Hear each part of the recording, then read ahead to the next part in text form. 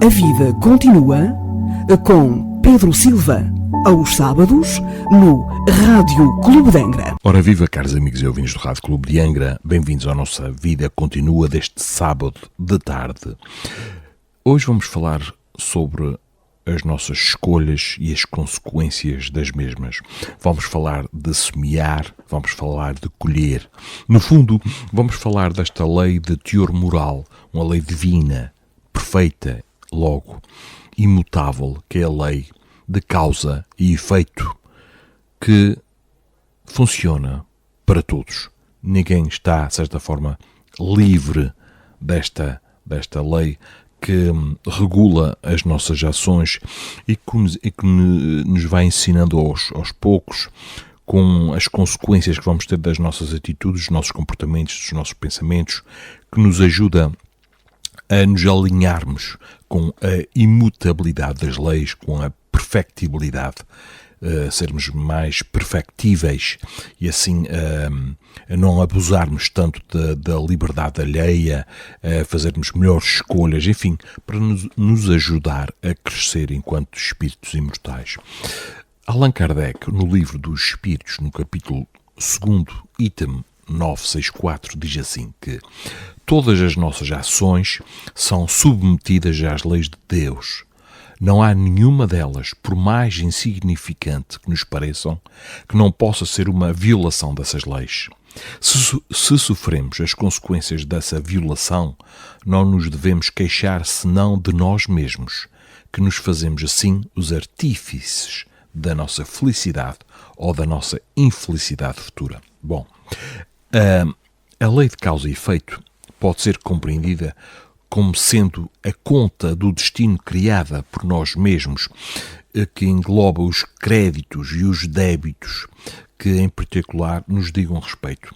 Digamos que de certa forma, é o sistema de contabilidade, entre aspas, do governo da vida, tal como referido pelo espírito André Luiz numa psicografia através de Francisco Cândido Xavier.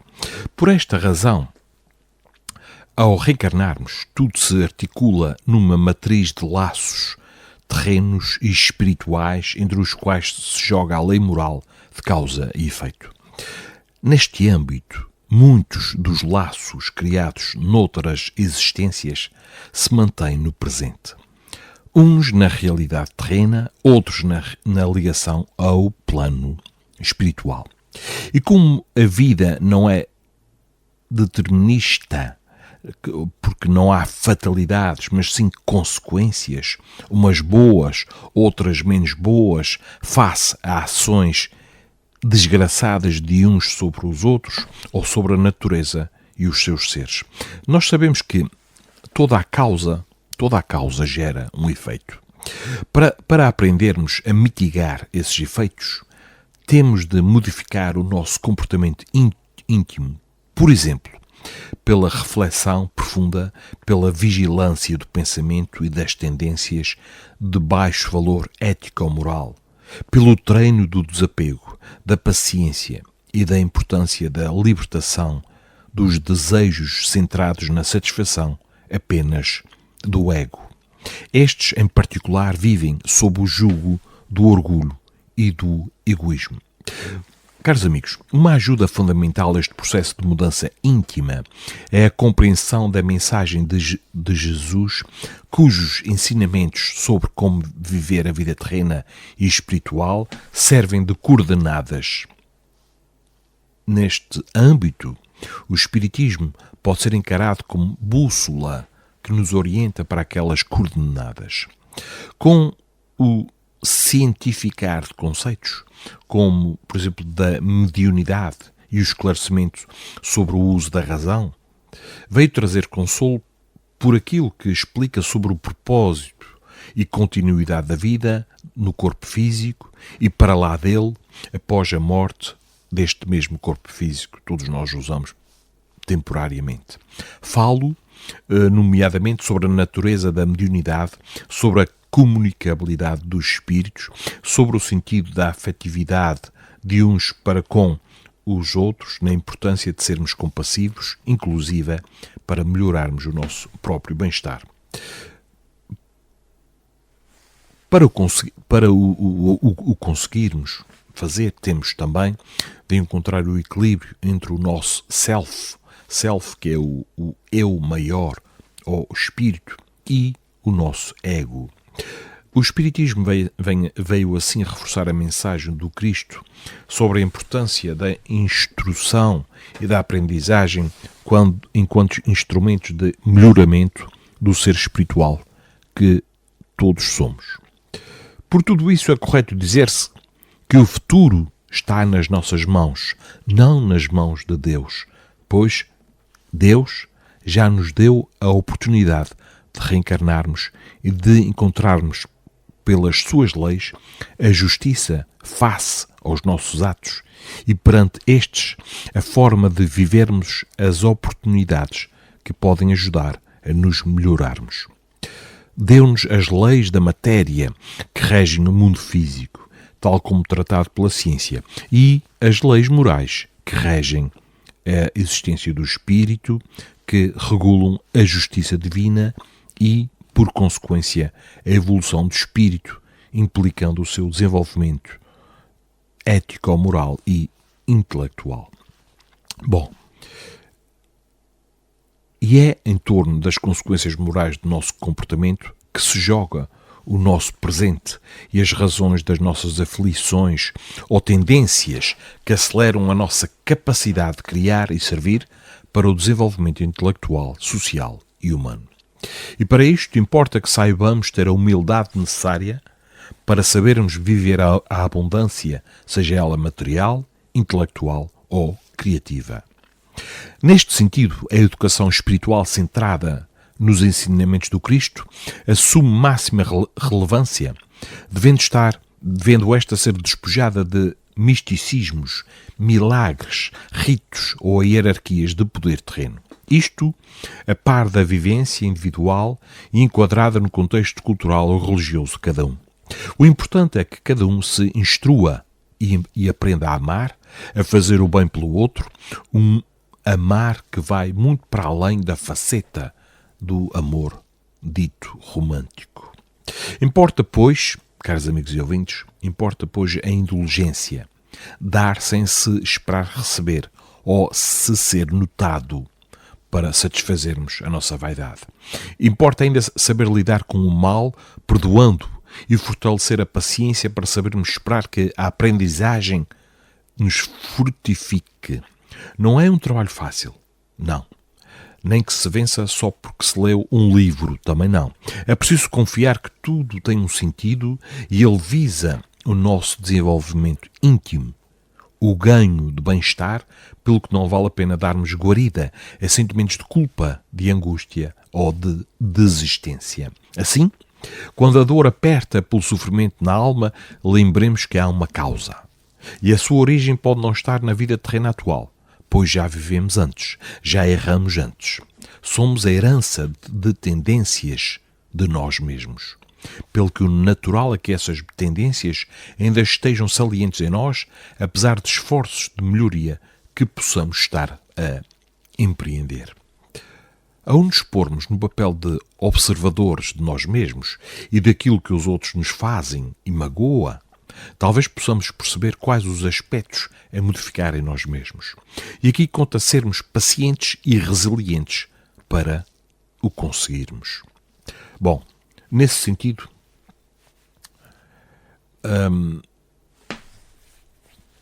é preciso um alerta, estarmos alerta sobre o que não está bem em nós e o que carece de atenção e modificação. E se em vez de dor for abundância, então que mantenhamos igual vigilância sobre nós mesmos para não nos iludirmos com a capa da vaidade. Dor e abundância são consequências de trabalho feito e servem de instrumentos para nos aperfeiçoarmos. A dor e a abundância não surgem na vida nem por castigo nem por vantagem. E é nestes ciclos, caros amigos ouvintes, e é nestes ciclos de aprendizagem e para que eles se possam dar que voltamos a nascer.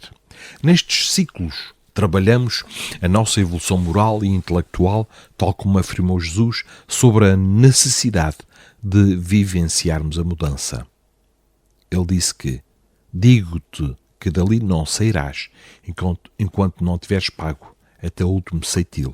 Em suma, não sairemos destes ciclos de aprendizagem até que nos modifiquemos, ou seja, até que consigamos anular as causas de tudo aquilo que nos faz sofrer. Adolfo Menezes referia, a propósito desta mesma frase, que Jesus se reportava a resgates dolorosos, a difíceis prestações de contas e a consequências desastrosas de atos irrefletidos. Entretanto, essas mesmas palavras se aplicam também ao recebimento de verdadeiras recompensas pelos bons atos, à prestação de contas com juros até no campo do bem e com vista a prémios concedidos a trabalhadores dignos. Afinal, a dimensão do esforço se irá refletir sempre na dimensão do bem-estar futuro. Porém, temos de ser atentos para com o propósito dos nossos dias, sobretudo se tomados pelo materialismo, negligenciando o ser espiritual que somos e a razão de termos voltado à vida terrena. Atentemos, pois, aos afetos, à caridade, às pessoas. Sejamos vigilantes para com o apego ao mundo das coisas e para com os desejos estimulados pela satisfação imediata do ego. O materialismo, dizíamos, estadiando-se como jamais o fizera em época nenhuma, apresentando-se como regulador supremo dos destinos morais da humanidade, teve por efeito aterrorizar as massas pelas consequências inevitáveis das suas doutrinas com relação à ordem social. Por isso mesmo, provocou em favor das ideias espiritualistas enérgica reação que lhe há de provar quão longe ele está de possuir simpatias tão gerais quanto supõe e que singularmente se ilude se espera impor um dia suas leis ao mundo. É, pois, caros amigos e ouvintes, importante não esquecer que a materialidade que nos rodeia assume um caráter verdadeiramente transitório e ainda que a reencarnação interligue as dimensões corpórea e espiritual, é a segunda que justifica a primeira e não o contrário. Bom, o princípio inteligente independe da matéria. A alma individual pré-existe e sobrevive ao corpo. O ponto de partida ou de origem é o mesmo para todas as almas, sem exceção. Todas são criadas simples e ignorantes e sujeitas ao progresso indefinido. Nada de criaturas privilegiadas e mais favorecidas do que outras. As almas, ou espíritos, progridem mais ou menos rapidamente, mediante o uso do livre-arbítrio, pelo trabalho e pela boa vontade. Notemos que não há castigo, nem vantagens de uns em relação a outros, mas sim o cumprimento de leis morais, visando-se o aprimoramento do espírito no decurso de diversas reencarnações, tantas quantas o indivíduo precise para que aprenda a viver com o bem e deixe de fazer o mal. Para isto é preciso sabedoria, pelo que há que a cultivar. O mérito está no esforço depositado neste processo. Ninguém chega lá de uma só vez. Ninguém deve sentir culpa por ainda não estar como gostaria. Deus, caros amigos e ouvintes, Deus é clemente, soberanamente justo e bom, cheio de mansidão e misericórdia, pelo que sempre nos aguarda, dando-nos novas oportunidades. Porém, Deus também terá expectativas quanto ao arrependimento que assinala a nossa tomada de consciência face ao erro, mas sabe perfeitamente que mais cedo ou mais tarde nos iremos arrepender. Mal a nossa consciência esteja mais desenvolvida para estes aspectos dos nossos comportamentos. Deus dá a cada um segundo as suas obras, tal como ensinado por Jesus. E sendo esta uma lei natural, não a podemos evitar. É como a lei da gravidade. Sempre que largarmos um objeto da mão, ele cai. Todas as causas produzem o efeito que se manifesta no bem ou na dor, mas sempre com o propósito de despertar, nunca de castigar. Compreender isto, caros amigos ouvintes, permite aceitar, raciocinando o porquê daquilo que nos acontece.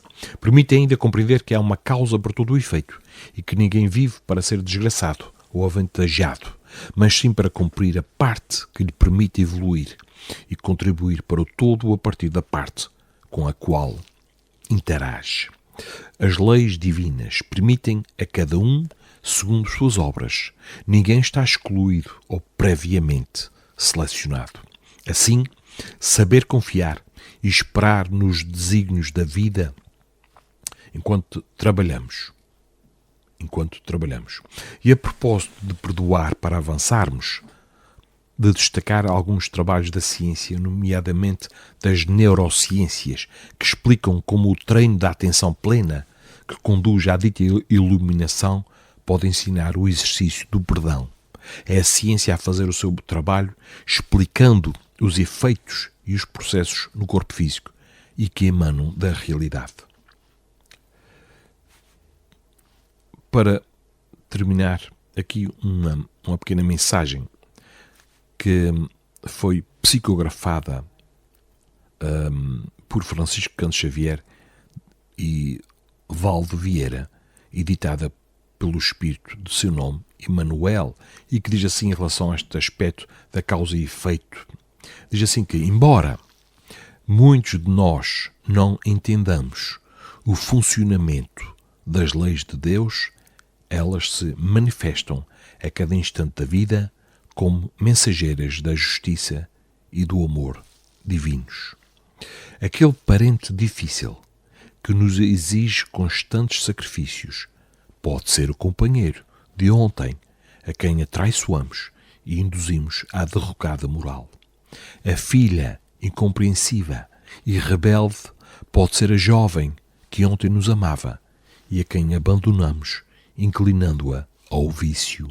Hoje ela retorna necessitada do nosso amor e da nossa compreensão. Ontem colocamos o orgulho e a vaidade no peito de um irmão que nos seguia os exemplos menos felizes. Hoje talvez o tenhamos de volta na feição de marido mandão ou de filho problema para sorvermos juntos o cálice da redenção. Ontem esquecemos compromissos nobres arrastando alguém ao suicídio. Hoje, possivelmente, reencontramos esse mesmo alguém na pessoa de um filhinho portador de moléstia irreversível, tutelando-lhe à custa de lágrimas o trabalho de reajuste. Ontem abandonamos a companheira inexperiente à míngua de todo o auxílio, situando-a nas garras da delinquência. Hoje moramos no espinheiro em forma de lar, carregando fardos de angústia, a fim de aprender a plantar carinho e fidelidade. O marido faltoso de hoje é aquele mesmo homem que um dia inclinamos à crueldade e à mentira.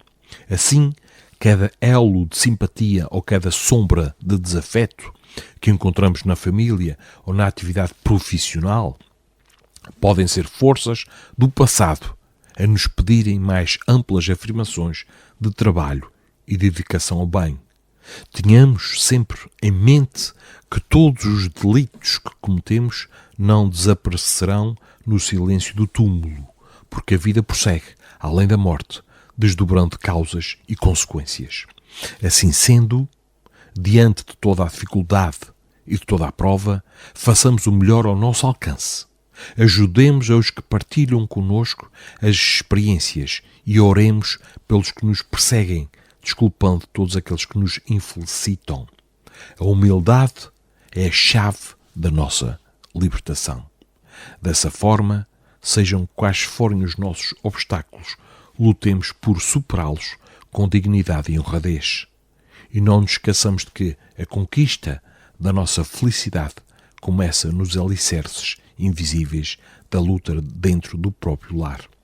Sócrates, um dos filósofos mais conhecidos da humanidade, sintetizou o que pensava sobre a lei de causa e efeito numa frase de grande sabedoria. Disse simplesmente: a justiça conduz aos nossos lábios a taça que nós mesmos envenenamos. Ele referia-se apenas aos atos infelizes do ser humano, mas nós todos, podemos acrescentar, sem medo de errar, que a justiça também nos devolve, em forma de bênçãos felizes, todas as boas ações que praticamos. Assim, caros amigos e ouvintes, é a lei de causa e efeito, justa e sábia, como o próprio Criador.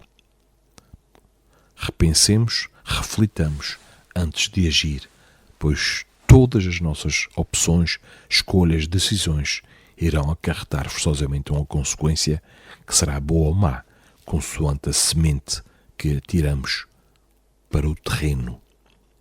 Somos os únicos artífices do nosso futuro, do nosso destino, que se altera a cada opção que fazemos da vida.